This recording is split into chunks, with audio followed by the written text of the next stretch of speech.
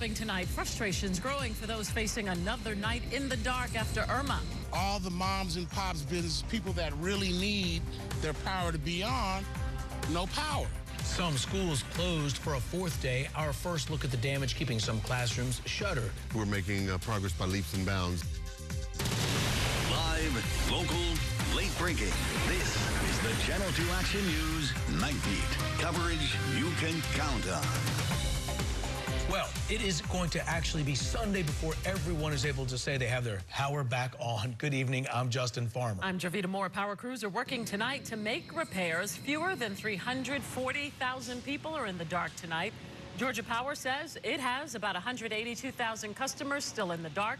And Georgia EMCs say about 150,000 of their customers have no electricity tonight. Let's talk about school closings for tomorrow. The largest districts affected tonight are DeKalb County, Hall, Gainesville City, and Rockdale County schools. Find that full list right now at the bottom of your screen or go to WSBTV.com. New pictures tonight show Georgia's insurance commissioner touring the damage. Ralph Hudgens met with property owners in Glynn County.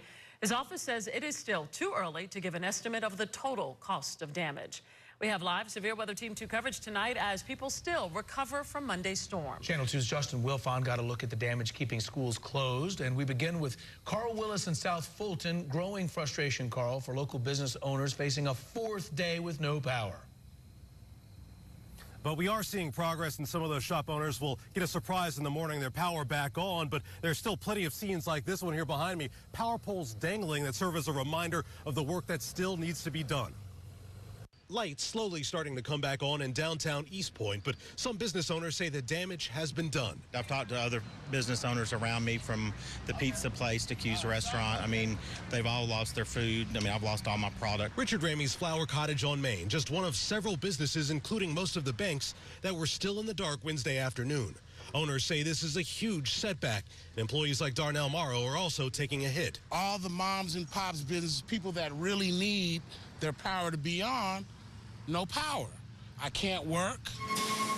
Workers with East Point Power focusing on lines that were taken out by fallen trees on Sims Street. And Wednesday night, we saw some shops that had been closed earlier start to light up. But in a Facebook post, the East Point mayor wrote, quote, "If your power has been restored, it has not necessarily been repaired. Your power has likely been bypassed or patched." She says they're now working on permanent repairs. That means getting not just business owners, but residents like Kayla Pruitt back on the grid. It looks like a disaster. It's 8 or 9 poles down. All of them snapped, leaning and hanging in the middle of Connolly Drive. Ramey says the mayor has been great with keeping the public informed on the progress, but still, he has questions. Why did the downtown area get done last? I mean, but everyone's equal. I mean, you know, the residents and the businesses. It's just that we've really taken a hit.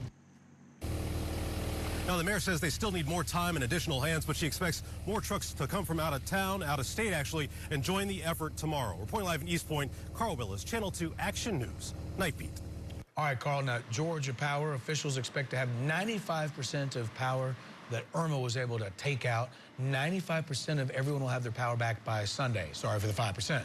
The company has 6,000 employees fanned out across Metro Atlanta and the state, working around the clock to restore service to about 200,000 customers, down from more than 1 million statewide.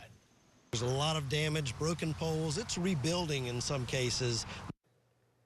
Crews are focusing on repairs that will restore service to most customers in the shortest amount of time. DeKalb County Schools says it is not safe for students to come back to their classes. The district will remain closed for a fourth day tomorrow. Channel 2's Justin Wilfon continues our live Severe Weather Team 2 coverage with the safety concerns that still remain for DeKalb. Justin?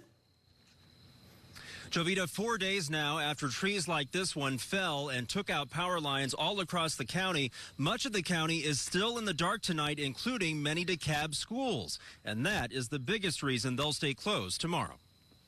The tree that was down has now been removed. That's a good thing. DeKalb County Superintendent Dr. Stephen Green showed us around one of his hardest hit schools. Glass is broken right there. The Wadsworth Magnet School in Decatur. It's one of more than 60 schools across the county that lost power during the storm. A number he's happy to say is now down to roughly 30 schools. That's a significant number of schools, and they spread across the county that were without power. While some schools do have generators, when I hear this is what I want to hear. The lack of electricity still generates concerns. We're always concerned about food that needs to be kept at a certain temperature and the ability to keep that either frozen or refrigerated. Meanwhile, families like the Banks it's been a tough week. can only wait. Just trying to get through it, because every day we're on watching out for the alerts to make sure will he go to school or won't he go to school. The superintendent says it's likely the district can make up for the lost time by lengthening some school days throughout the year. But for now, trees and power lines down near bus stops also concern him. Another reason he's keeping school doors locked. We're making progress by leaps and bounds, even though we're not ready to fully open in a safe situation just yet, safety being our top priority. And the superintendent tells me students might go back on Friday, but says next week might be more realistic. He'll make that decision sometime tomorrow afternoon. Reporting live in DeKalb County, Justin Wilfon, Channel 2 Action News, Nightbeat. My son is very excited about that. Fulton County and most Atlanta public school students will be back in class tomorrow. In the last 35 minutes, we learned just one Atlanta Public School still has no power. Crews are working to get everything back up and running at M. Agnes Jones Elementary. The district says it will let parents know starting at 5 a.m. if that school will be open. New at 11, a congressman from Florida now has a better idea of some of the damage from Irma. The U.S. Coast Guard sent these pictures of Congressman Mario Diaz-Balart along with Rear Admiral Peter Brown. They boarded a plane today and flew over the southwest part of Florida. The developments in 6 now. Authorities in South Florida checked dozens of senior living facilities after 8 elderly people died at an assisted living home. Police say that people at the center in Hollywood, Florida, suffered from sweltering heat caused from power issues by Irma. Investigators have opened up a criminal investigation now because patients were not taken to a safer place sooner. We also took the precautionary measure of checking all the other assisted living facilities in the city, 42 of them. Authorities evacuated 80 patients at another assisted living facility in North Miami today. All of the closed roads and the power outages are frustrating homeowners across North Fulton County. Neighbors on Benton Woods Drive in Sandy Springs tell us they had to cut up this tree themselves. It was blocking the entrance of their subdivision. The city says more than 24 roads and intersections are still impacted by debris, and city officials are urging your patience. Neighbors in Gwinnett County are dealing with the same thing. This huge tree is still down on Summer Place Road in Snellville 2 days after it fell. The power also still off here. Frustrated neighbors used chainsaws to cut up parts of the tree to create a lane of traffic through their neighborhood. Emergency crews are dealing with at least 30 road closures. Well, as we told you at the top of our newscast tonight, Georgia's insurance commissioner says it's too early to estimate a dollar amount for the damage caused by Irma. But we are seeing new images of destruction now from around our state. Video from Valdosta, where crews are working to get the lights back on for thousands of people. Some residents there say that they're not happy with the city's response, saying streets and roads have been blocked for too long. A historic park now in the town of Tifton, Georgia, saw severe damage from Irma. Crews were out today clearing trees and limbs. They needed heavy machinery to clean up a lot of this mess. Evacuees who left Glenn County on the coast ahead of Tropical Storm Irma will be allowed back to the Barrier Islands tomorrow morning. Glenn County, the city of Brunswick, and Jekyll Island will allow residents to begin returning 8 tomorrow morning. Tonight, Georgia farmers can get some help if Irma damaged some crops. Agriculture Secretary and former Georgia Governor Sonny Perdue announced a special loan program to help these farmers. Find more information on this program at WSBTV.com. Look for links seen on 2. Breaking news tonight, we have a live look at the downtown connector southbound. This is just south of Langford Parkway. There is a bad crash reported in those southbound lanes. Investigators tell us a car was stalled when another car apparently slammed into it. Our newsroom is making calls now to find out if anyone has been hurt there. Tonight, police are searching for 2 suspects who they say hit 2 children with a stolen car. The crash on Margaret Place was breaking news on Channel 2 Action News at 6. And new developments tonight. Police told us the driver had a gun.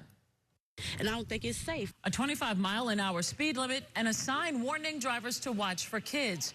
2 signs that Jerika Rose says drivers in her Northwest Atlanta neighborhood ignore every day. It happened again Wednesday afternoon. A white car came from off the side. Rose told us someone hit her 9-year-old nephew as he rode his bike on Margaret Place. My nephew had to crawl into the yard and wait on the police to come. She says her nephew was the second child hit. He had instantly hit somebody else previously. Before the driver sped off. Police say the car was stolen. It crashed a block away. News Chopper 2 flew over the scene on Santa Barbara Drive. That's where the car came to rest in someone's yard. Rowe is now demanding changes to keep other children safe. It should be some speed bumps, everything, letting people know that kids do stay over here. She also has a message for anyone driving near where children are playing. If you see a kid, just stop. Where you going, it'll be there when you get there. Now, police tell us the children were not seriously hurt. They say one child has already been treated and released to a parent. This breaking news now. President Donald Trump has struck a deal with the Democratic leaders in Congress to protect immigrants brought to this country illegally as children. The president has agreed to protect nearly 800,000 people previously covered under former President Obama's DACA program. In exchange, Democrats have agreed to support new border security enhancements. This agreement does not include the border wall that the president has requested. New at 11, a memorable night for a group of Emory University students. Former President Jimmy Carter answered some of their questions. The distinguished Emory professor spoke to first-year students on campus this evening. It's all part of the 36th Carter Town Hall meeting. To promote human rights, to keep our country at peace, and to tell the truth. So those would be the three things I would do. And I think the first one would come under the category of answering your question, and that is to treat everybody the same. Now, all of the questions came from the students. On Storm Tracker 2 HD radar tonight, a few sprinkles for the mountains and a couple out here near Athens. What you can expect for your morning commute and what's ahead for your first weekend coming up. Developing tonight, police are searching right now for the killer who murdered a store owner. Nobody would never have wished that upon that man. The emotional vigil and the reason neighbors say the store now needs to close. Help from around the country flooding into Georgia. The long-distance trip these linemen made to get the power back on.